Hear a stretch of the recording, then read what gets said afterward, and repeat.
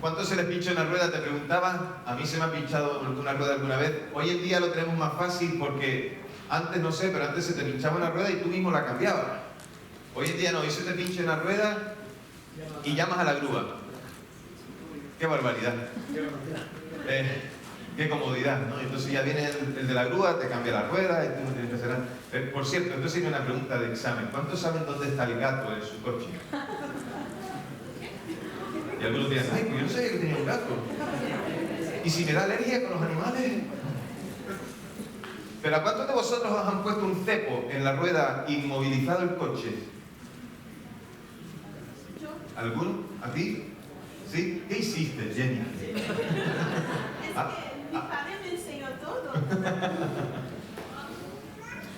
Generalmente se pone un cepo cuando quieres impedir que un coche avance. Un cepo impide que el coche pueda avanzar, la rueda no puede girar bien y eso sería la forma moderna de tener un palo en la rueda. Pero antiguamente, tal y como vemos en la imagen, poner un palo en la rueda era impedir que se avanzara. Y hay muchas veces en la vida que tenemos circunstancias en las que alguien pone un palo en la rueda. ¿Por qué? Porque no quiere que alguien pueda avanzar o que algo vaya hacia adelante porque él no está convencido, o porque piensa que va a ser malo o porque piensa que los demás van a ponerse por delante de él. Hay muchas personas que en la vida le ponen palos a la rueda. Y hay otros que también espiritualmente hablando pues le ponen palos a la rueda, es decir, alguno que quiere vivir la fe, alguno que quiere caminar con el Señor y alguno que quiere estar firme en las cosas del Señor, pero siempre viene alguien que te pone un palo en la rueda, es decir, te pone un impedimento, te pone un obstáculo y se propone como oposición o se propone como contrincante o como alguien que quiere rebelarse en contra de él. Y es lo que vamos a descubrir hoy en Esdras capítulo 4. Lo que tiene que ver con palos en la rueda tiene que ver con que los que estaban construyendo, reconstruyendo, los que habían vuelto para comenzar la obra, tienen una dificultad. Y es que, claro, no todo podía ir tan bien, siempre tenía que aparecer algún tipo de oposición, y esa oposición apareció. ¿Tienes el libro de Esdras, capítulo 4, abierto en tu Biblia? Pues si no, por favor, ábrelo. Vamos a leer el capítulo 4 entero, y de ahí vamos con la exposición. Y dice el texto, que cuando los enemigos de Judá y de Benjamín oyeron que los que habían venido de la cautividad edificaban un templo al Señor, Dios de Israel, se acercaron a Zorobabel y a los jefes de las casas paternas y les dijeron, permítanos edificar con ustedes, porque como ustedes buscamos a su Dios, y a él hemos ofrecido sacrificios desde los días de Esarhadón, rey de Asiria, que nos trajo aquí. Pero Zorobabel, Jesúa y los demás jefes de las casas paternas de Israel les dijeron, no nos conviene edificar con ustedes una casa a nuestro Dios, sino que nosotros solos la edificaremos al Señor Dios de Israel, como nos lo mandó el rey Ciro, rey de Persia. Y entonces el pueblo de la tierra desmoralizaba al pueblo de Judá y lo amedrentaba para que no edificara. Contrataron consejeros contra ellos para frustrar su propósito durante todo el tiempo de Ciro, rey de Persia, y hasta el reinado de Darío, rey de Persia. Y en el reinado de Asuero, al comienzo de su reinado, escribieron una acusación contra los habitantes de Judá y de Jerusalén. Y en los días de Artajerjes escribieron Bislam, Mitrídates, Tabeel y sus demás compañeros de Artajerjes, rey de Persia. Y el documento estaba escrito en escritura aramea y traducido al arameo, y el comandante Rehum y el escriba Simsai escribieron una carta contra Jerusalén al rey Artajerjes de esta manera. Y entonces escribieron el comandante Rehum, el escriba Simsai y sus demás compañeros, los jueces, los oficiales, los funcionarios persas, los Derek de Babilonia, de Susa, esto es, los elamitas, y el resto de las naciones que el grande y glorioso Asnapar llevó cautivos y los hizo habitar en la ciudad de Samaria, y en otras de la región de más allá del río. Esta es la copia de la carta que enviaron al rey Artajerjes de tus siervos, la gente de más allá del río. Ahora, sepa el rey que los judíos que han venido de ti a nosotros han llegado a Jerusalén y están reedificando la ciudad rebelde y perversa. Están restaurando los muros y reparando los cimientos. Sepa ahora el rey que si de esa ciudad es reedificada y los muros son restaurados, ellos no pagarán tributo ni impuestos ni rentas, y el tesoro real será perjudicado. Y puesto que somos mantenidos por el palacio, no nos parece correcto ver la deshonra del rey. Por eso hemos enviado para hacerlo saber al rey, a fin de que se investigue en el libro de las memorias de tus padres Y hallarás en el libro de las memorias y sabrás que esa ciudad es una ciudad rebelde y perjudicial a los reyes y a las provincias, y que desde tiempos antiguos han surgido en ella sediciones, por lo que esa ciudad fue destruida. Nosotros hacemos saber al rey que si esa ciudad es reedificada y los muros son restaurados, entonces la región de más allá del río no será tuya. Y el rey envió esta respuesta al comandante Recum, al escriba Simsai y a sus demás compañeros que habitan en Samaria y el resto de los lugares de más allá del río, paz. Ahora, el documento que nos enviaron fue leído claramente en mi presencia y también he dado órdenes y se ha investigado y he encontrado que esa ciudad desde tiempos antiguos se levanta contra los reyes, que en ella se fomenta la rebelión y la sedición, que en Jerusalén hubo reyes fuertes que dominaban con toda la región de más allá del río, y que se les pagaba tributos, impuestos y rentas. Ahora pues den órdenes para que cesen esos hombres y que sea reedificada esa ciudad hasta que yo lo ordene. Tengan cuidado de no actuar con negligencia al respecto. ¿Por qué se ha de incrementar el daño en perjuicio de los reyes? Y cuando la copia del documento del rey Artajerjes fue leída delante de Recum, el escriba Simsai y de sus compañeros fueron apresuradamente a Jerusalén, a los judíos, y con poder y fuerza los hicieron cesar. Entonces cesó la obra de la casa de Dios que estaba en Jerusalén y cesó hasta el segundo año del reinado de Darío, rey de Persia. Señor, gracias por tu palabra. Señor, instrúyenos en ella, exhórtanos por medio de ella. Señor, también trae consuelo a nuestras vidas y también aprendizaje para conocer cómo actúas tú, quién eres tú y qué quieres de nosotros, Señor. Danos un corazón atento, un corazón dispuesto a rendirse delante de ti. Te lo pedimos en el nombre de Jesús. Amén. No tardaron en llegar los tiempos de oposición, ¿no? Como decía antes, cuando Dios está obrando y Dios está haciendo cosas, siempre hay alguien que viene para oponerse. La mayoría de los eruditos están de acuerdo en que Esdras escribió algunas partes de su texto y se atribuye a Esdras la escritura del libro de Esdras y del libro de Nehemías. Y se atribuye a Esdras que no fue cronológico en algunas cosas, por lo menos no dio detalles de que se iba cronológicamente de un sitio para otro. Y posiblemente este texto hace referencia a la reconstrucción de la muralla de Jerusalén y no tanto al templo. Pero era una alusión constante a la oposición que se levantó para que no se llevara a cabo en sus diferentes etapas, con diferentes personas que vinieron. Ya os acordáis que os dije que vino por un lado Zorobabel, otra vez vino Esdras, después Nehemías, en las diferentes etapas, y por eso también se menciona a diferentes reyes, porque fue bajo el reinado de diferentes reyes que se reconstruyó todo aquello. No fue de un día para otro, fue una reconstrucción lenta. Además había oposición, por lo tanto era complicado reconstruir. Es Isaías y no Reyes ni Crónicas, los libros de Reyes ni Crónicas, el que hace alusión a la repoblación del antiguo reino del norte con extranjeros por parte de ese rey llamado Esardajón, que hemos leído, que era rey de Asiria. Entonces, habían venido ya algunos de la deportación, habían regresado y ya habían estado en esa ciudad. Entonces, no tenían buenas intenciones. Los que vinieron, a los que estaban reconstruyendo, no tenían las mejores intenciones o no tenían, podríamos decir, las motivaciones correctas.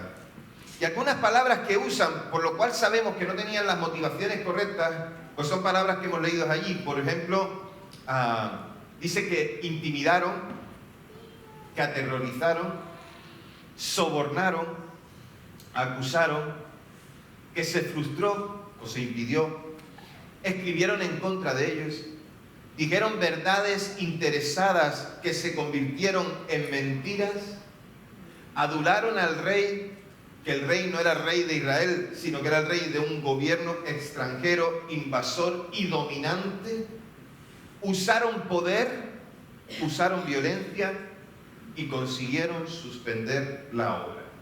Ya tú puedes imaginar que amigos no eran. O sea, gente dispuesta a edificar no eran. Gente a tomar lugares, sí.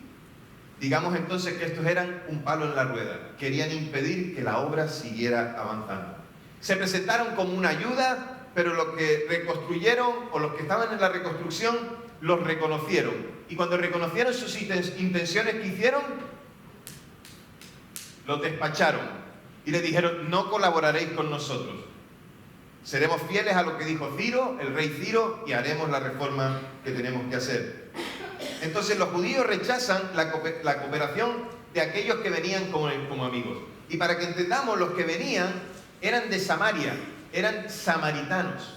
Y entonces cada uno de ellos, los que venían, estaban mezclados en sus raíces judías con otros pueblos. Por lo tanto, aunque habían venido a poblar, aunque habían venido a ocupar a través de la tierra de Israel, eran vistos como gente no del todo confiable, porque se habían mezclado con otros pueblos y con otros dioses.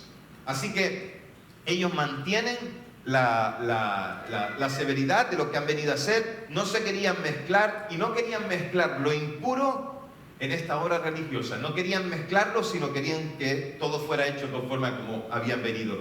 Y ellos estaban decididos a construir una comunidad cuya base fuera la práctica de la ley. Recordad que no era tan solo reconstruir el templo, no era tan solo reconstruir el altar, era recuperar la ley de Dios, era recuperar la intimidad con Dios. Eso era lo que ellos querían. Y no querían que otros intereses se metieran o se mezclaran.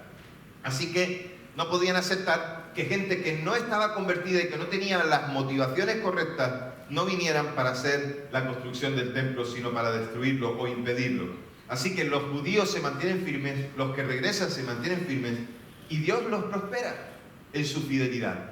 En la firmeza de ese convencimiento, Dios les trae la bendición, porque después pueden continuar la obra. Y lo mismo nos sucede hoy. Lo mismo nos sucede hoy, por muy deseosos que estemos de acoger a todos en la casa del Señor, por mucho que nosotros queramos recibir a tantos que vienen, no podemos entregar las cosas santas de Dios ni la dirección de la comunidad de fe a los que no se han convertido, o a los que no quieren venir para edificar, sino que quieren venir a poner palos en la rueda. Y no tampoco quieren aceptar a la iglesia, sino lo que buscan son protagonismos o cosas en las que ellos quieren ser principales y no el Dios que realmente tiene que serlo. Cuando ellos fueron rechazados, usaron lo que tenían a su alcance. Y lo que tenían a su alcance, por su posición política, era escribirle al rey. Y le escribieron varias cartas, ni siquiera una, y en diferentes tiempos, hasta 3. Y porque cuando alguien quiere hacer el mal, no desistirá hasta lograrlo. Si no es con amenazas, usará lo que tiene a su alcance. Porque cuando alguien quiere impedir algo, buscará lo que sea para impedirlo. Y no creo que tuvieran tantas ganas de trabajar como para poner las manos. No era esa la intención. No querían poner las manos. Lo que querían hacer era participar en la organización, en las decisiones, en ocupar los primeros puestos, en recibir algún tipo de soborno también. Si estaban dispuestos a sobornar, seguro que estaban dispuestos a dejarse sobornar también. Y al ser rechazados, entonces vieron que no tenían ninguna influencia y usaron lo que tenían, aquella carta al rey. Y los que habían sido encomendados por Ciro tenían una estrategia y estos tenían otra. Y no se puede llevar a cabo algo cuando hay dos objetivos diferentes, cuando hay dos propósitos, cuando hay dos guías o dos cabezas. No se puede llevar nada a cabo, porque entonces las fuerzas se dividen y entonces nos desgastamos. Toda ayuda era bien recibida, pero no aquella que podía poner en peligro la meta inicial, la visión inicial de lo que venían a hacer. Vinieron para reconstruir y para adorar al Señor. Y ese era el objetivo. Tenían que sumarse los que tenían que sumarse y lo venían a hacer, pero hay otros que se les impidió.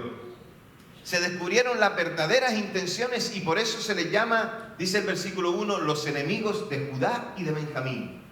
Entonces no venían para ayudar, sino que venían a poner los palos en la rueda. Realmente ellos no querían dejar avanzar a esta reconstrucción.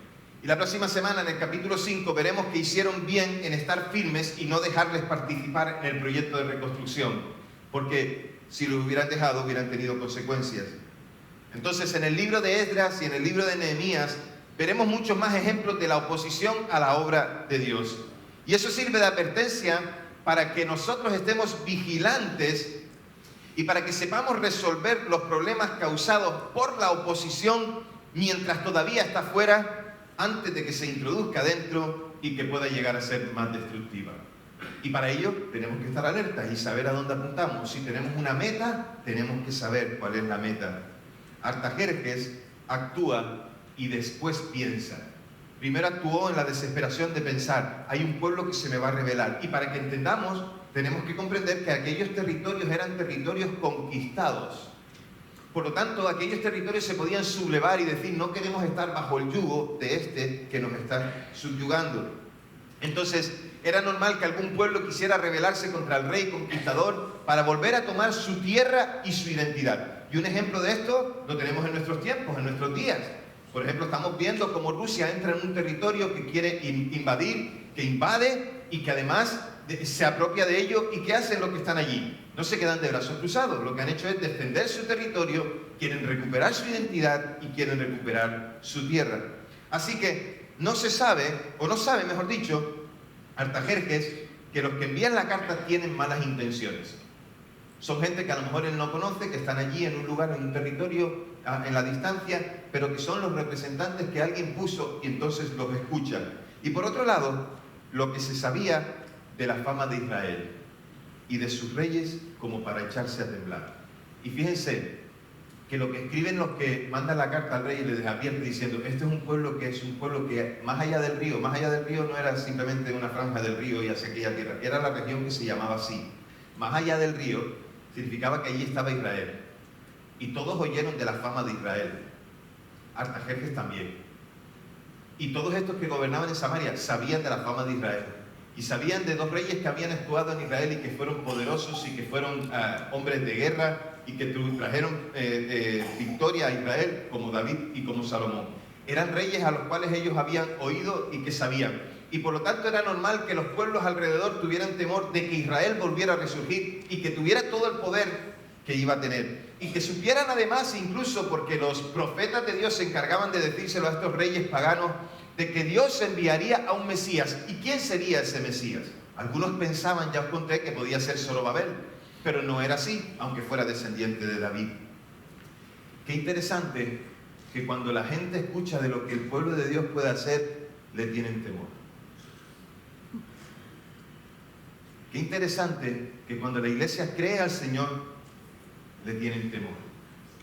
Iglesia, hoy nosotros vivimos situaciones también en las que a veces se nos ponen palos en la rueda, en lo personal y como iglesia. Y ante esas cosas tenemos que estar prevenidos. ¿Y cómo?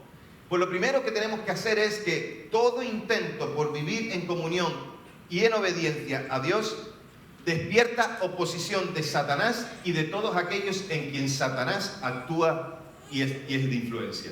Así que, si tú tienes intención de adorar a Dios, si tú tienes intención de seguirle, hay alguien que va a venir a ponerse a ti. Hay alguien que va a venir a intentar que tú no avances en tu relación con Dios.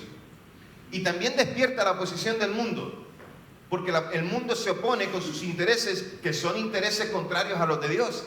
Si fueran los mismos intereses que los de Dios, entonces no le pondrían palos a la rueda. Hoy vivimos una persecución ideológica a la fe. Es la persecución a cada uno de los que dicen que aman a Dios o que hacen o que muestran los valores de la palabra de Dios. Y nos imponen leyes con las que intentan detenernos. Déjenme decirles, yo siempre escucho las historias de nuestros mayores, de los que tienen canas, y decían que en tiempos de oposición, en tiempos de persecución que hacía el Evangelio, crecía. Pues a lo mejor necesitamos este tiempo de persecución para crecer. Yo no lo deseo, pero si es lo que toca, pues entonces estemos firmes en el Señor para saber qué respuesta dar.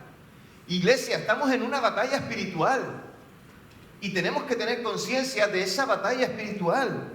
Esta semana, como dije antes, se aprobaron leyes en el Parlamento del Estado español que dicen que, por ejemplo, un joven de menor de edad puede abortar sin el consentimiento de sus padres.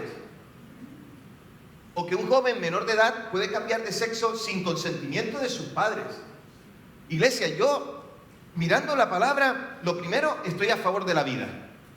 Y estoy a favor de que los hombres sean hombres y que mujeres sean mujeres, porque así lo creó el Señor.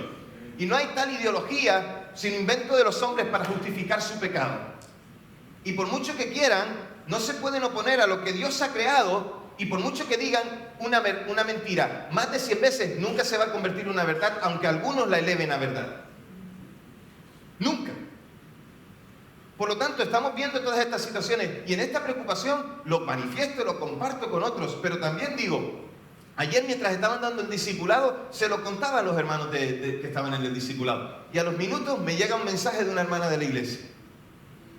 Oye, y esto de la ley que dice que hay 7 ejes transversales. La noche anterior, la hermana que vino con su esposo para enseñarnos en la cena de matrimonio, Ella es maestra, me dice, hay 7 ejes transversales y uno de ellos es la ideología de género y todo lo que tiene que ver con ello. Los maestros están obligados a enseñarlo en los colegios. Eso es oposición. Eso es persecución. Eso es coartar la libertad. Y la hermana decía, ¿qué hacemos frente a esto? 3 cosas te dije, ¿verdad, Daniela? La primera, santidad. Si la iglesia no se santifica delante del Señor, nada hay. Si no marcamos la diferencia, nada hay. Si queremos asimilarnos con el mundo, tenemos un problema. La segunda cosa, padres, escúchenme bien, instruyan a los niños en los caminos del Señor. Instrúyalo, y eso significa esfuerzo, sacrificio y dedicación. Significa que descansarás menos para dedicarte a ellos, significa que trabajarás menos para dedicarte a ellos, significa que ganarás menos dinero para dedicarte a ellos, significa que olvidarás tus placeres para dedicarte a ellos, porque la instrucción de sus vidas es salvarlos. La no dedicación a ellos es condenarlos como el mundo se está condenando. Iglesia, os dije, santidad al Señor, instrucción a los niños en la palabra del Señor. Por supuesto, de nada sirve que le enseñes si tú no vives al Señor, ¿eh? Por eso es lo de santidad. Primero santidad, después instrucción, porque si no vives de santa, tu hijo te va a mirar y decir, me dices una cosa con tu boca y haces otra cosa con tu vida. Y te voy a decir una cosa, puedes pensar que los niños son tontos, pero no son tontos. Y después dentro de 10 años vendréis y me diréis, ay, pastor, ora por mi hijo que no quiere saber nada del Señor. Y yo te diré, con mucha parsimonia y mucha tranquilidad, no voy a orar. Porque lo que tú no supiste hacer, no me vas a echar la culpa a mí de que yo lo haga. Ser responsable como padre. Y la tercera cosa que te dije, orad sin cesar. Orad sin cesar, para que escuchemos la voz de Dios y que Él nos indique qué es lo que debemos hacer en todo tiempo y en todo momento, iglesia. Cuando viene la oposición, tenemos que estar preparados. Y hay varias cosas que esta gente hizo que son ejemplos para nosotros, para que nosotros hoy podamos combatir la oposición o el que quiere poner palos en la rueda. Los que dicen que la prosperidad de la iglesia perjudica a un pueblo o a una nación, mienten. ¿Por qué? Porque la verdadera piedad nos enseña a honrar y a obedecer a los que nos dirigen, a nuestros dirigentes, pero donde la orden de Dios exige una cosa y la ley de la tierra exige otra, nosotros hemos decidido obedecer a Dios antes que a los hombres. Y esa es la premisa de la iglesia. Obedecemos a Dios antes que a los hombres. Por lo tanto, debemos obedecer a Dios y ser pacientes con las consecuencias. Pero las consecuencias nos afirman en nuestra fe y nos afirman en Dios. Si permanecemos firmes, Dios nos recompensará. Por lo tanto, los que amamos el Evangelio debemos evitar toda apariencia de mal para no alentar a los enemigos de la iglesia. Claro, porque si con una cosa escucho tantas veces, que mira, que después, mira tal lo que dice, tal cosa, mira lo que vive, tal, y después va el domingo a la iglesia. Estoy cansado de escuchar eso. Gente que no tiene piedad en su vida, gente que no tiene santidad en su vida. Y el mundo siempre está listo para creer cualquier acusación contra la iglesia, contra el pueblo de Dios. ¿Y saben qué es lo peor? Que no escucha a la iglesia, no escucha al pueblo de Dios. Pone mentiras en nuestras bocas y las elevan a categoría de verdad. Hay muchas cosas que dicen de la iglesia y de que la iglesia hace y que nosotros hacemos. ¿Dónde dice eso? Y sacan textos fuera de contexto o dicen que dice tal cosa, con lo cual no dice tal cosa, con lo cual muestran desconocimiento. Que el mundo las crea, que crea esas mentiras, a mí no me extraña. A mí no me extraña. Pero me dan pena los cristianos que creen esas mentiras y que las defienden. Me dan pena porque no tienen conocimiento de Dios ni de su palabra. Por eso somos unos pesados con el discipulado. Lo siento. Y al que no le guste, hay unas cuantas iglesias cerca que te puedo dar la dirección.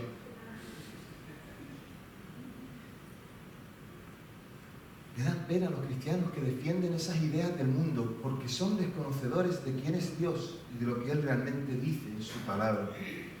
Por lo tanto, muchos ven a Dios y a la iglesia como un enemigo. Muchos intentan hacer desaparecer a Dios y a la iglesia de sus vidas y de la sociedad en la que vivimos. Lamentablemente, cada vez tenemos una sociedad donde Dios no está influyendo, o por lo menos eso ellos creen, porque yo creo en una iglesia ferviente, yo creo en una iglesia que ora, yo creo en una iglesia que cree, yo creo en una iglesia que pelea, yo creo en una iglesia que está firme ahí. Y cuando se levanten aquellos que dicen, ¿dónde están tus siervos? Como Elías, ¿se acuerdan? En medio de su depresión, en medio de sus circunstancias difíciles, ¿dónde están aquellos que te adoran? Y le dice el Señor, ¿cuánto? 7.000. ¿Cuánto dije yo? Bueno, 4 por tanto, 7.000.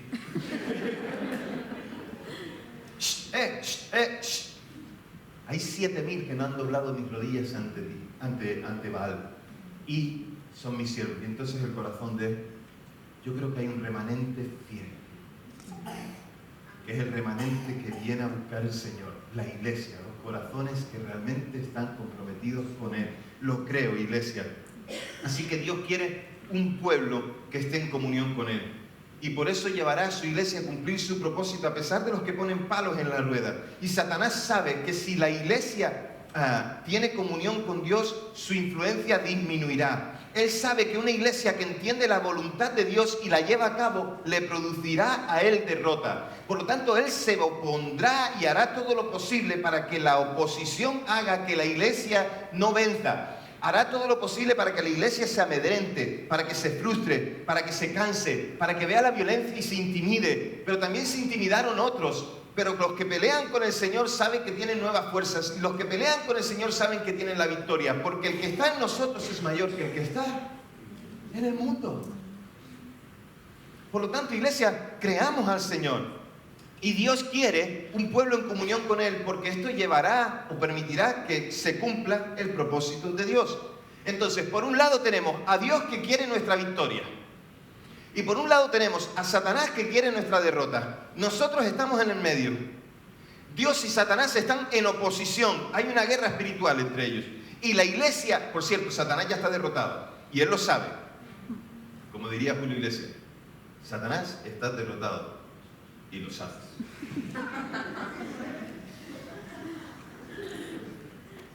¿Sí o no?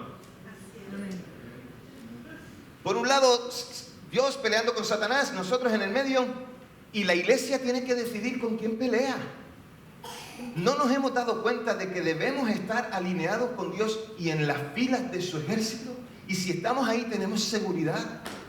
Iglesia, la asociación y la asimilación del mundo comprometen nuestra fe. Si nos sumergimos en el mundo, comprometemos nuestra fe. Y los creyentes pueden esperar oposición cuando llevan a cabo la obra de Dios. ¿Estás buscando a Dios? Va a haber oposición. Porque los no creyentes y las fuerzas espirituales del mal siempre están trabajando en contra de Dios y de su pueblo. Pero nosotros tenemos una ventaja. Dios siempre trabaja y dice Jesús, yo también trabajo. Y el Espíritu Santo trabaja. Y la iglesia sigue trabajando. Sigue creyendo. Algunos de vosotros dicen, no sé qué pasa, pero es que cuando buscas a Dios un poquito, entonces enseguida vienen todos los problemas y todo el... Bienvenida a la fe. Bienvenida a la fe. La fe no es la ausencia de problemas. La fe es la perseverancia en Dios en medio de los problemas. Y eso es, si yo tengo oposición, si tengo palos en la rueda, tengo que buscar al Señor. Entonces, la oposición puede traer alianzas comprometedoras. Unos que salían de unos con otros. No estaban de acuerdo en otras cosas, pero en esto, como hay que echarlos, nos ponemos de acuerdo. Pueden traer esfuerzos para desalentarnos. Pueden decir acusaciones, cosas que mienten acerca de nosotros. También pueden intimidarnos con sus caras, con sus acciones o con sus mentiras. Nos pueden traer acusaciones injustas. Puede que seamos intimidados, iglesia, pero o te pones de parte de esas tácticas porque estás convencido y entonces te dejaste intimidar, o entonces haces como hicieron Zorobabel y Esdras, que se pusieron allí delante de aquello y dijeron, de eso nada, no nos ayudáis. Y ya podéis decirle, paráis la obra, no pasa nada, ya la reanudaremos. Pero hay algo que tenían ya. Tenían el altar de adoración ya empezado, ya podían hacer sacrificios, podían adorar al Señor. La obra se paralizó, pero podían adorar al Señor. En medio de la oposición, iglesia, adora. Busca al Señor. En medio de las dificultades, busca al Señor. Sigamos adelante con la obra que Dios ha planeado para nosotros y confiemos en que Él nos mostrará el camino para superar los obstáculos. Ellos esperaron en Dios.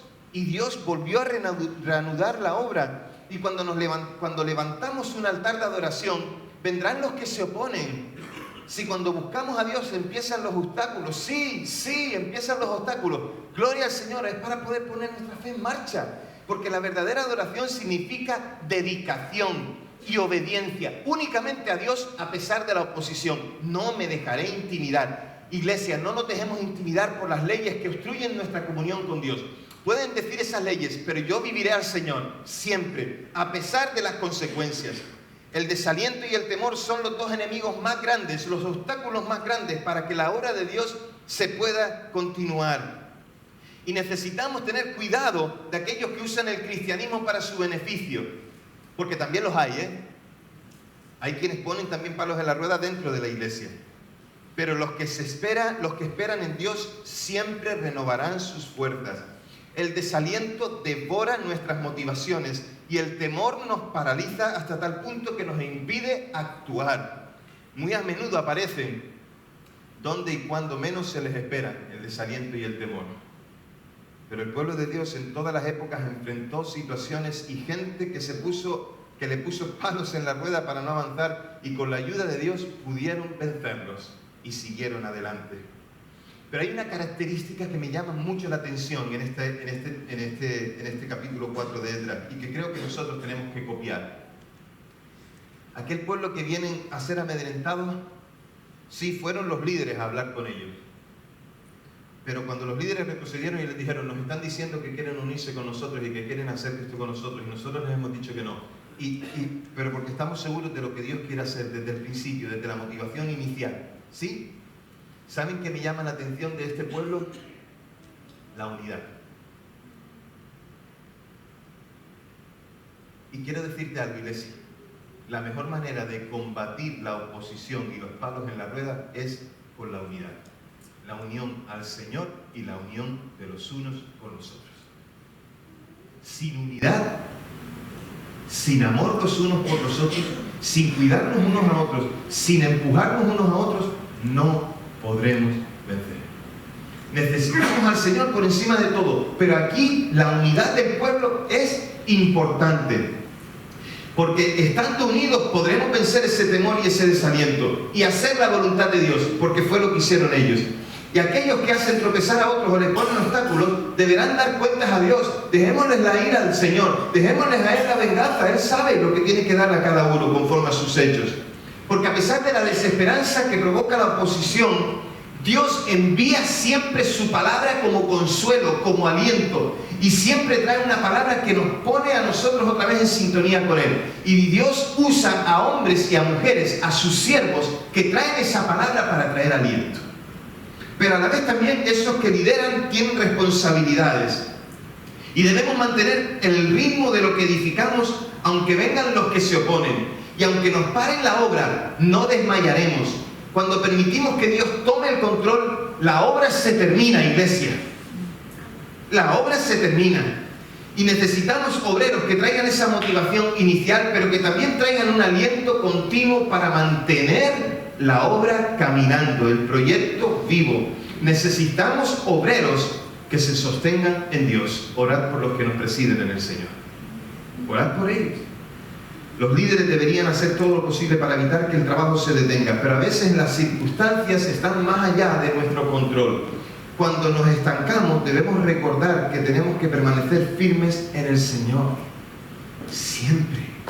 La firmeza, estar seguros. Y sigamos, hermanos, iglesia, sigamos edificando el altar. Sigamos edificando el altar personal. Tú tienes un altar personal en el cual Cristo está. Dios ha puesto su Santo Espíritu en ti para que tú puedas edificar ese altar. Por lo tanto, cuando vengan los palos a la rueda, mira a Cristo y vencerás. ¿Sabes? Esa es la razón por la cual la iglesia sigue caminando. Porque sigue poniendo su mirada en el Señor. Y además, sigamos levantando el altar de adoración de la iglesia. Sigamos proclamando su nombre. Sigamos contando que Dios es Dios. Sigamos edificando. Estemos en comunión con Dios. Estemos en santidad. Escuchando su voz para obedecerla. Demos importancia a su palabra. Oremos sin cesar. Mantengámonos unidos. Tengamos esperanza en la vida eterna. Si mantenemos la mirada puesta en quien tenemos que mantenerla puesta, entonces saldremos victoriosos. Recordemos constantemente que el Señor ha ido a preparar un lugar para nosotros. Puede ser que nosotros estemos en ese tiempo ahora de que vemos oposición. Algunos que dicen, los que están a mi alrededor no quieren que busque del Señor. Los que están a mi alrededor me dicen que estoy loco. Los que están a mi alrededor dicen que estoy perdiendo mi tiempo. A lo mejor tienes a otros que están poniéndote palos en la rueda para avanzar. Te ponen el cepo para que no avances. Iglesia, es el tiempo de seguir creyendo que el altar ya se levantó y que podemos seguir adorando a Dios a pesar de la oposición. Da igual lo que digan unos y lo que digan otros. ¿En quién hemos creído? Si hemos creído al Señor, en Él tenemos la victoria. Te invito a que te pongas en pie donde estás, por favor.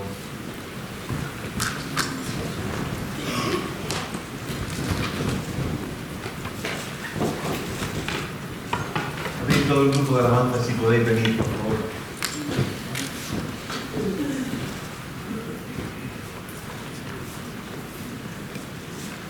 Traigamos a la memoria el sacrificio de Jesús en medio de la oposición.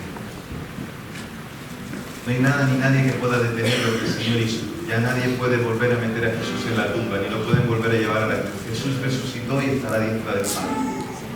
Y Él ya tiene la victoria para nosotros. Podrán dañar nuestro cuerpo, pero no pueden dañar nuestro espíritu.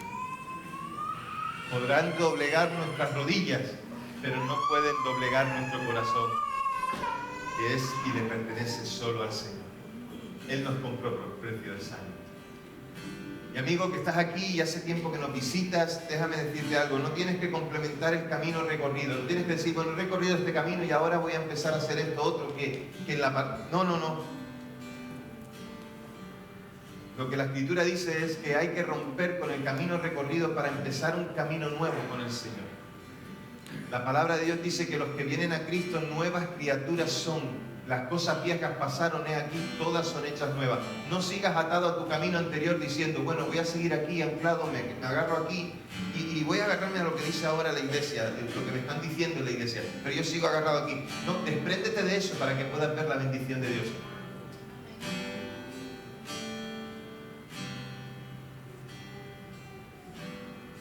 Oposición siempre tendremos. Pablo al final de sus días en 2 de Timoteo capítulo 3 habla de todos esos que se oponen a su ministerio y al ministerio que realiza Timoteo. Y Pablo lo que está haciendo es advirtiéndole a ellos acerca de eso. No importa de las voces que se levantan y que te acusan, no importa, tú sabes dónde está Dios y tú sabes quién eres en Dios. Cuando llega la oposición, yo en un tiempo de mi vida tuve que recordarme a mí mismo, porque Dios me lo recordó, que yo sé quién soy, yo sé cuál es mi identidad, yo sé lo que puedo hacer en el Señor, yo sé a dónde puedo ir con el Señor y da igual lo que digan mis enemigos. Hay una escena muy simpática que me encanta recordar. A veces oímos al enemigo con su rugido grande y fuerte, ¿verdad? Y sentimos ahí que el enemigo está como un león rugiente ahí, y lo ves detrás de una pared y está ahí rugiendo. Y después te vas de donde está detrás de la pared y miras, y era un gatito con un megáfono. Créele a Dios. Créele a Dios. Vamos a adorar al Señor. Y si estás recibiendo oposición, si te sientes presionado por la oposición, que tu identidad en Dios y tu perseverancia en Él hoy marquen una identidad.